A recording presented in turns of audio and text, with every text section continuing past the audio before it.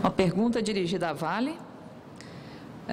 Quando um grupo de P&D participa de atividades de curto prazo, grande retorno, como o apoio a marketing, é comum uma dificuldade de atender a demanda de projetos de longo prazo e mais ligados ao futuro. Como a Vale realiza o balanceamento dos horizontes de resposta dos projetos de desenvolvimento tecnológico? Pergunta é da Lúcia. Ok. Obrigado pela questão. Na verdade, na nossa empresa, a gente procura realmente fazer esse balanceamento, né? Nós temos projetos de curto, médio e longo prazo.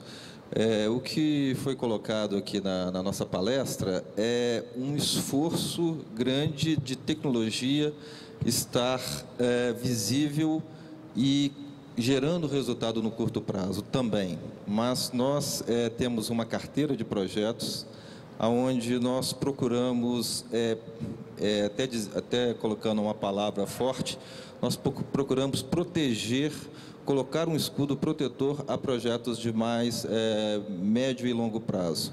Então, quando a gente faz todo aquele trabalho de definição do nosso portfólio, que foi aqui mostrado, as vantagens competitivas que nós queremos atingir, elas geram projetos, e esses projetos nós procuramos separar recursos, garantir recursos para que eles sejam tocados. Então, só esclarecendo bem, foi colocado aqui um esforço de atuar no curto prazo, mas jamais em detrimento ao médio e longo prazo, a projetos de sustentabilidade e garantia do futuro. Ok. Mais alguma pergunta? Enquanto vem uma pergunta do auditório, eu gostaria aqui de perguntar. Essa pergunta é para o Dacton. No que diz respeito a Usiminas, Damião, o que mudou com a crise? A crise trouxe algum impacto para o programa de inovação da Usiminas? Mudaram as prioridades da Usiminas com a crise ou continuam as mesmas?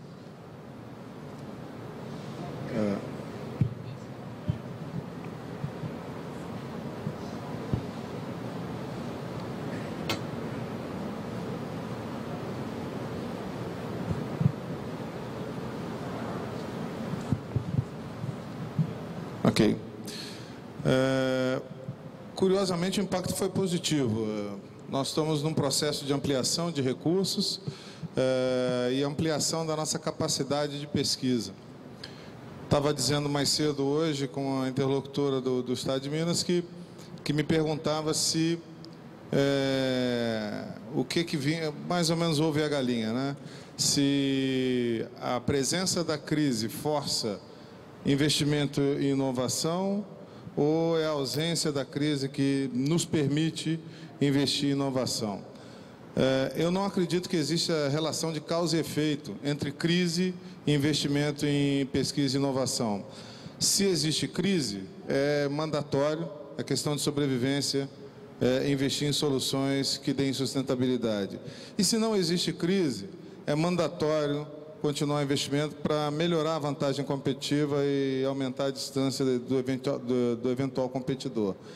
No nosso caso, como a mudança na estrutura da Usiminas, ela já havia sido iniciada em abril, meados do ano passado, quando a crise veio, ela já era uma realidade e simplesmente calhou.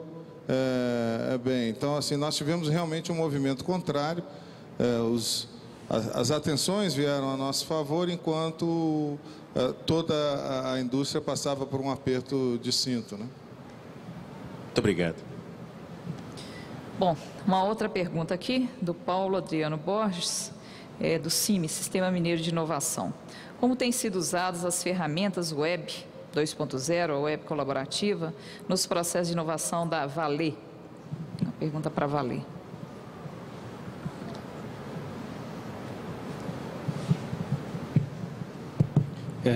Eu vou ser muito franco com vocês, têm sido pouco usadas, né? Nós estamos justamente, eu mencionei, fazendo uma grande revisão porque nós temos algumas limitações da empresa nessa questão, que não tem nos permitido atuar com a intensidade que nós precisamos. Nós estamos agora redesenhando os processos e vendo os impactos disso, inclusive, na infraestrutura e nos softwares, para poder usar mais intensamente. Eu gostaria também de fazer uma pergunta ao Celso Barbosa. Você comentou muito sobre a questão de pesquisa e desenvolvimento, pesquisadores, a formação dos pesquisadores. Como preparar hoje os colaboradores de maneira geral para o processo de inovação?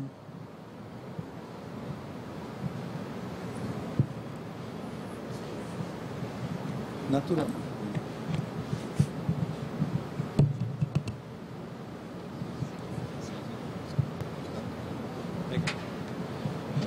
Naturalmente, na linha de pesquisa e desenvolvimento, o treinamento ele é inerente, né, à própria carreira do pesquisador, enfim, as suas atribuições.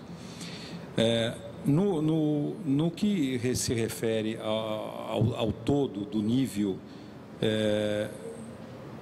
superior na empresa, naturalmente, nós temos então as funções nós temos o programa de diálogo e desenvolvimento, onde nós temos então toda a carreira e o treinamento necessário desses engenheiros é feito dentro desse programa. Mas naturalmente o programa para inovação, nós temos hoje na empresa, como acho que a própria Usiminas comentou, nós temos um programa de geração de ideias que promove a apresentação de ideias por todos os níveis. Aí o programa ele vai desde o nível gerencial até o chão de fábrica, onde existe o programa que chama de excelência, o programa Villares Metals Excelência, onde se procura exaltar, né, a ideia, a promoção das ideias, e essas ideias são tratadas. Claro que dentro da estrutura de planejamento estratégico ou da estratégia tecnológica, aí você tem que ter uma abordagem mais sistemática, aí a inovação tem que ser sistemática, você tem que ter realmente um certo formalismo, uma certa continuidade, mas a ideia de que abrir a empresa para a geração de ideias já está presente na nossa empresa também, né? Ok. Para o Celso, para você mesmo, Celso. No seu relacionamento com pesquisadores das universidades brasileiras externas, você vê diferenças que mereçam ser mencionadas? Vânia Andrade, da Vale. A gente tem que analisar sobre todas as óticas possíveis, né, que diferem as culturas que eu tenho tido muito relacionamento, da Suécia e da Áustria, né? São países que tem uma infraestrutura e tem uma tradição da interação da empresa com a universidade e vice-versa de décadas, né? Com grande sucesso.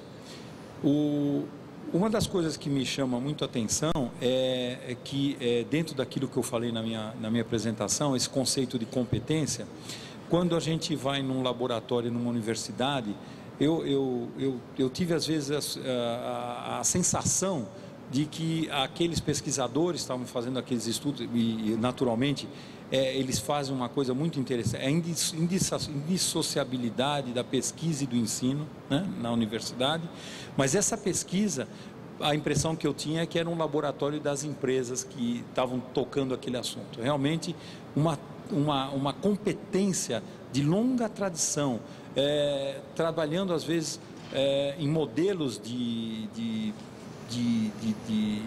processos que levaram 25 anos para ser construído, com gerações de mestrandos e doutorandos criando aquele modelo. Então, o que difere, eu acho que é esse tipo de engajamento realmente nos temas da indústria e vice-versa, a indústria vai lá e realmente contribui não só em ideias, mas também em recursos. E o segundo ponto é produtividade. A gente fala muito em produtividade na indústria, né? Mas a produtividade dos laboratórios. do chão de fábrica, do chão de laboratório. Os laboratórios têm uma produtividade muito grande comparada com as nossas. Tem técnicos que assumem a sua postura, a sua profissão como técnicos de laboratório e são extremamente capacitados nessa área. Eu dou como destaque aí, são os laboratórios da Alemanha, né, onde tem uma grande produtividade. As diferenças são essas, né, mas em essência eu acho que o conceito competência é o que mais me marca nessa questão. Ok. Uma pergunta da Silvia Fonseca, da Assoservice, a todos vocês. O que empresas de pequeno e médio porte devem se preocupar ao iniciarem um programa de inovação em suas empresas? Qual é a maior preocupação? Eu posso falar aqui agora como meu ex-colega Américo, presidente da ANPEI. A gente teve uma iniciativa muito grande na ANPEI, que foi a alavancagem, né, da tecnologia, da ideia de tecnologia dentro das pequenas empresas. E, na verdade, a gente aprendeu muito nesse processo quando a gente viu que a pequena empresa ainda ela está no seu dia a dia, envolvida no seu dia a dia de como fazer o pagamento da conta, como fazer a produção andar. Então, a questão tecnológica, ela passa, apesar de que a maioria dessas pequenas empresas teve o seu início num grande desenvolvimento tecnológico ou num conhecimento grande. Então, o que a gente recomenda é que ela tenha, para fazer o salto tecnológico, ela cumpra os degraus que você tem que cumprir para inovar. Ou seja, produzir com qualidade, conhecer o seu produto, caracterizar bem o seu produto, o seu mercado, se for serviço, o seu cliente, e aí saltar para o próximo estágio, que aí sim que é a inovação, né? Porque se você falhar num desses degraus anteriores, você não chega lá, né? Eu acrescentaria uma palavra-chave. A palavra-chave vale muito para as grandes empresas e vale muito mais para as pequenas e médias. É colaboração. Elas vão atalhar muito se procurarem a cooperação no nível que puderem conseguir. Se tentarem sozinhas, vão se apertar. Só complementando, é uma realidade um pouco distinta da nossa empresa, mas eu acrescentaria também a questão da atenção aos processos, né? Eu acho isso não é só para pequena e para média empresa, acho que é para as grandes empresas também. A inovação normalmente é algo buscado, mas que exige método, exige processos bem definidos dentro da empresa, e esses processos têm que permear na empresa e tem que ser um apoio integral da alta direção. Eu acho que a questão de ideias, de capturar essas ideias, de seguir essas ideias à frente, implantá-las e medir os resultados, né? Eu acho que esses processos são muito importantes. Eu poderia, por último, também mencionado a questão da cadeia. Quer dizer, a integração das empresas na sua cadeia e a liderança das empresas na cabeça é muito importante para permitir que as pequenas e médias criem, de fato, uma cultura de inovação bem objetiva e bem direcionada ao mercado.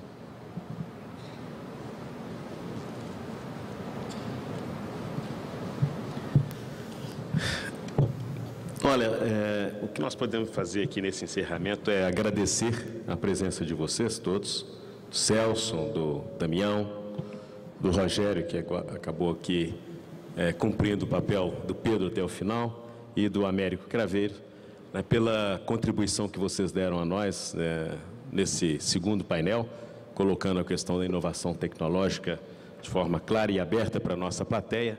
Agradecer também a presença de todos vocês, e lembrar que, quase que imediatamente, nós temos aí o início da última sessão da tarde de hoje. E, se a coordenação geral me permitir, o professor Evandro Mirra está aqui, eu gostaria de pedir que a gente encurtasse um pouco o intervalo, ao invés de fazermos aquele coffee break. Bom, com